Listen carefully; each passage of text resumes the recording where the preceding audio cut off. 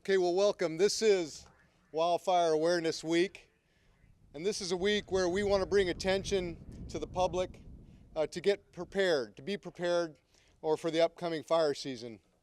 This fire season is unlike many of the fire seasons of the past. This is a fire season that has continued on from last fire season into this one.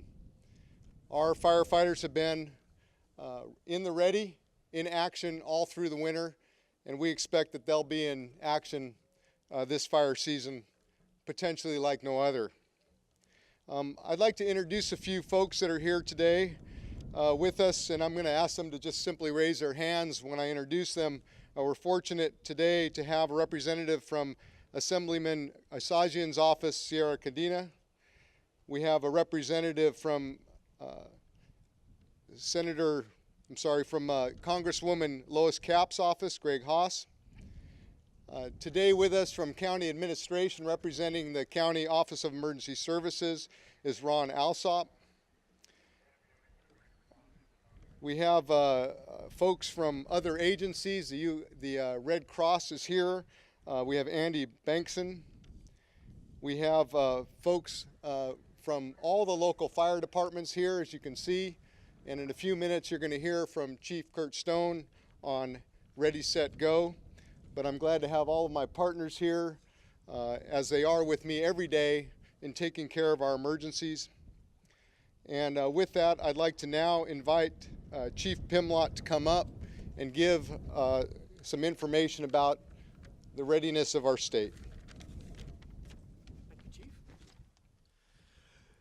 Good afternoon and welcome. Ken Pimlott, Director, Chief of CAL FIRE. Just as you are preparing here locally in San Luis Obispo County, statewide we have been preparing in anticipation, as Chief Lewin talked about, really an unprecedented fire season based on the unprecedented conditions that we're seeing. 3 years of below normal precipitation led to, again, vegetation that is tinder dry. In late January, Governor Brown declared a drought emergency for the state. That brought with it a number of things in support of local communities, state agencies, and others to deal with this large drought. Specifically for the fire service and CAL FIRE, brought with it early staffing, augmentation, additional resources to match the risk that we're seeing statewide. We were seeing fires in Humboldt County in extreme northern California in January, 350-acre fires occurring in areas that would normally be some of the wettest places in the country. We were seeing fire activity, number of initial attack fires, well above average across the state. To date, we've had over 1,245 fires in California since January 1st. That is about 645 fires more than we would normally have for this time of year. So well above average across the state. As Chief Lewin talked about, in Southern California and here along portions of the Central Coast, we never left fire season. Our firefighters have been on duty year-round since early last spring. In January, we brought additional firefighters and fire engines on in Northern California and have continued to ramp up, in some cases 2 to 3 months early, with our fire engines, air attack bases, bulldozers, and certainly hand crews and other resources. We've been working cooperatively in training all winter like we normally do, and as we know, in California we cannot do it alone. No different than the partnerships here in San Luis Obispo County. Statewide, we are working, and again, with all of our partners at the federal, state, and local level, as you see behind me here. None of us can do it alone. The drought obviously has created a number of challenges. One is the governor is taking a leadership role in addressing the variety of issues that come with this drought. One of them has been, the availability of water supply, and a lot of concern around the state. Well, will you have water available? We certainly know, particularly in the more remote areas, that the access to ranchers' ponds, agricultural water supplies, those things are going to be limited, especially as the summer goes on. So we've been training all winter in our prescribed burns, our other training, to remind ourselves that we have low water use tactics in fighting fire. We call it dry mopping. There are other tactics that we have historically used in the fire service.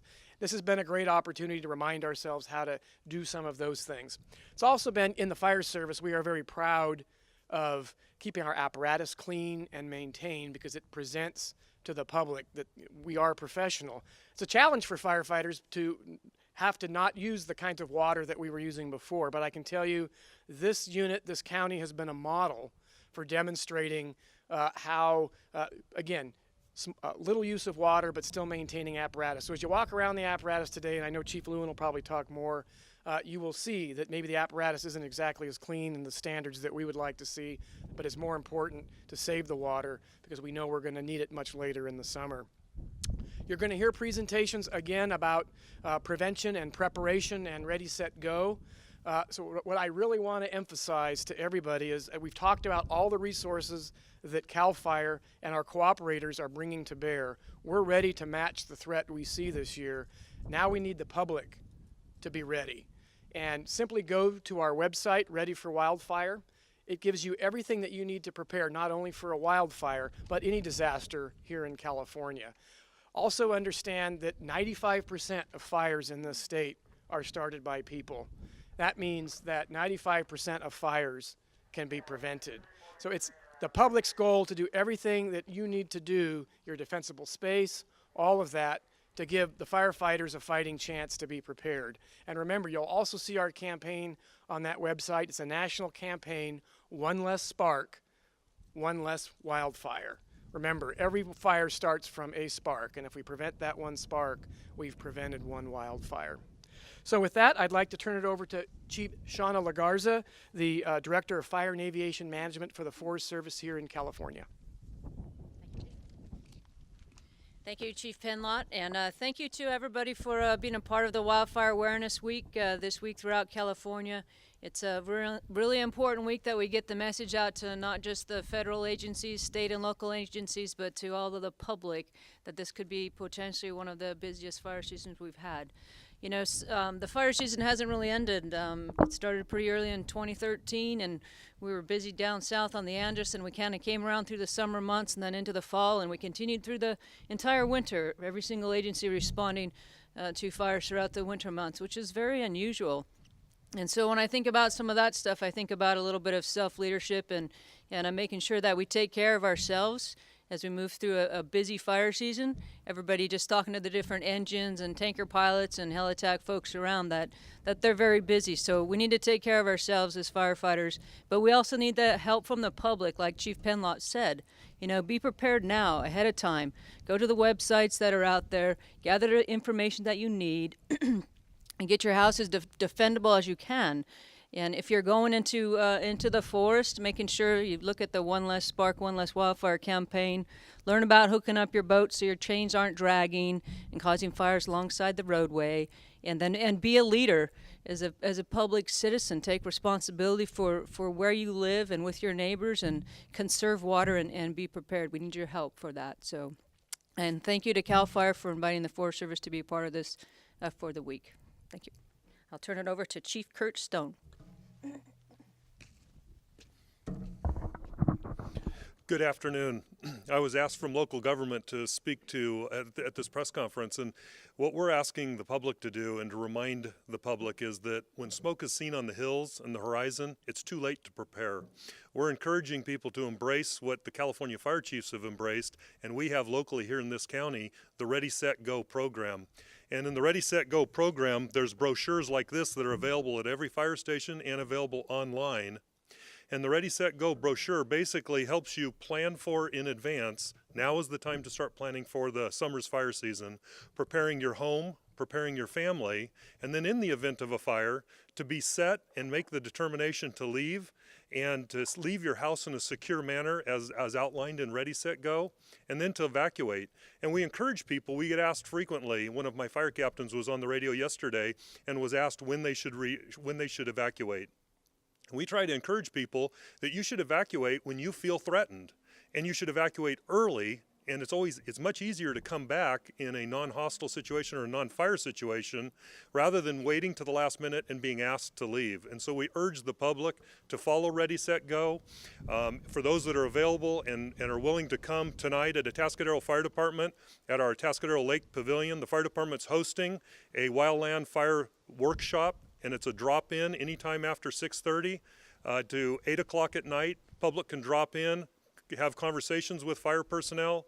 They can see a bunch of different boards, how to implement Ready, Set, Go. We actually have a small video that runs on a loop advertising Ready, Set, Go and how to prepare yourself. And we'll have about 12 or 14 fire staff. We partner with the Fire Safe Council and the San Luis Obispo County Fire Chiefs to put this program on. And we encourage the public to attend. That's tonight at 6:30 to 8 o'clock at Atascadero Pavilion. And for some people, this may be their first taste of Ready, Set, Go. We'll have plenty of brochures like the one I showed a bit ago, and we make these available to everyone at no cost. There'll be a lot of handouts and a lot of good education. With that, I'd like to hand this back to Chief Lewin. Thank you, Chief Stone. You know, I want to take a moment and thank our firefighters, and I know I do this on behalf of both Chief Pimlott and Chief Lagarza, as well as the local fire chiefs, that it's our firefighters that'll be out there combating the fires. And I can assure you that they're ready. And I also want to thank the pilots that'll be out on these fires under very difficult circumstances. And I can assure you that they're ready. I can tell you that the local fire chiefs and the U.S. Forest Service, Bureau of Land Management, and all of our allied fire agencies, we've worked hard to make sure our agreements are solid so that we can work together without concern. And I can assure you, we're ready. But now it's time for the public to make sure they're ready. So we're asking the public to step it up this year, make sure they have the proper defensible space around their homes. We've suffered through 3 years of low rainfall, which has caused drought conditions. I have to sit with my partner over here, Ron Alsop, on the county's drought task force.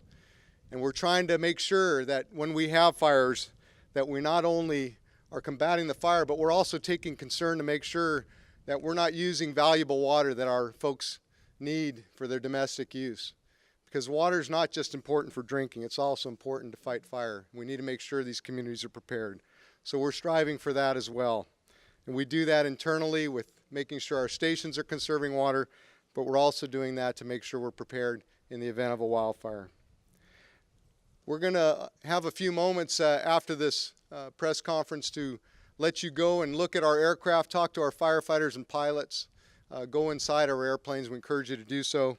If there's any questions for any of the folks that are here today, we're glad to take those.